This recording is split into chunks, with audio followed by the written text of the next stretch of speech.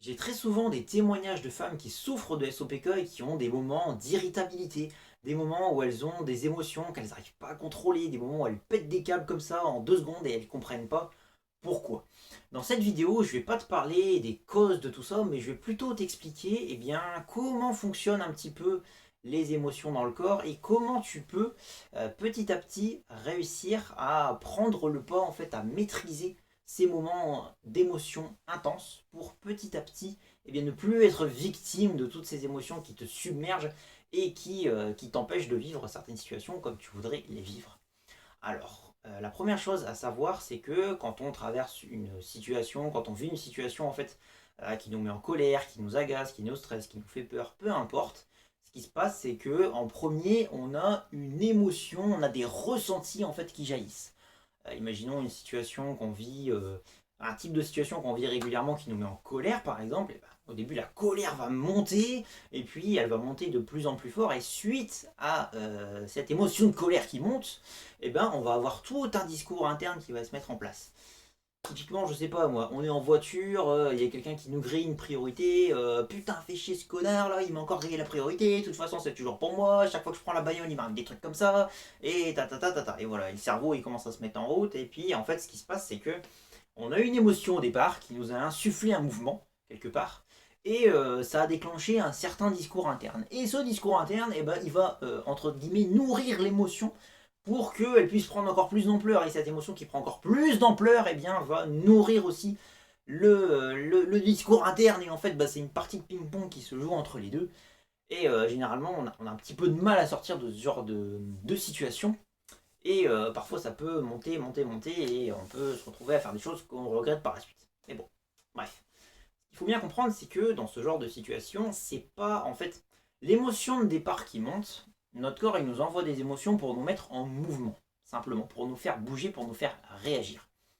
Donc là-dessus, on n'a pas tellement de prise. On ne peut pas se dire bon d'un seul coup, il y a quelqu'un, je sais pas moi, où il y a une situation qui me stresse quand je suis au travail par exemple.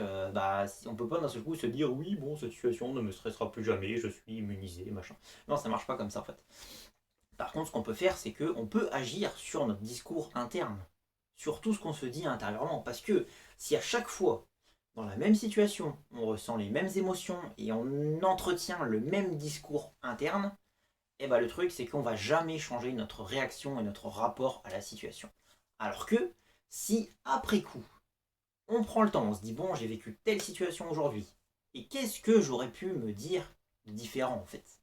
Qu'est-ce que j'aurais pu me dire de différent pour mieux gérer la situation? Et bien là, si on fait ça régulièrement, il y a des moments où, quand on revient dans ce type de situation, le discours interne auquel on a réfléchi après coup, il arrive, mais en fait pendant la situation. Et ce qui se passe en fait, c'est qu'on peut revivre la même situation, avoir une sensation de stress par exemple, et puis avoir un discours interne différent, qui fait qu'on va réussir soit à prendre du recul par rapport à la situation, à se dire finalement c'est pas grave, finalement il peut pas m'arriver quelque chose de terrible, enfin de choses comme ça en fait. Et donc le fait comme ça de réussir à modifier son discours interne, petit à petit, ça permet de prendre le pas sur toutes ces situations émotionnelles et de ne plus être victime dans le sens de ne plus être enfermé dans une partie de ping-pong entre notre discours interne et l'émotion et les deux qui s'entretiennent. En fait, quand l'émotion jaillit, le discours interne devient différent et du coup l'émotion, petit à petit, ouf, elle va s'amenuiser, mais elle va pas, elle va moins monter en fait.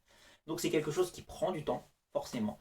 Les personnes que j'accompagne en coaching, qui souffrent de SOPK, qui me font confiance et qui ont envie que je les accompagne, justement on travaille surtout ce côté émotionnel.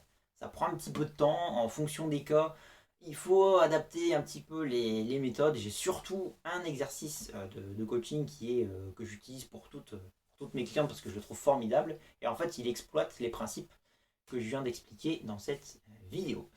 Donc, si tu as envie d'en savoir plus, n'hésite pas à réserver ta séance offerte. Et oui, je propose une séance offerte à toutes celles qui le souhaitent pour qu'on puisse commencer en fait à prendre contact et puis qu'on puisse échanger sur tes symptômes, que je t'explique quels sont les mécanismes physiologiques, quelles sont les causes de tes symptômes, Est-ce que je peux t'aider ou pas? Parce que je ne peux pas aider tout le monde non plus. Est-ce que ma méthode te convient aussi? Je t'explique ma méthode.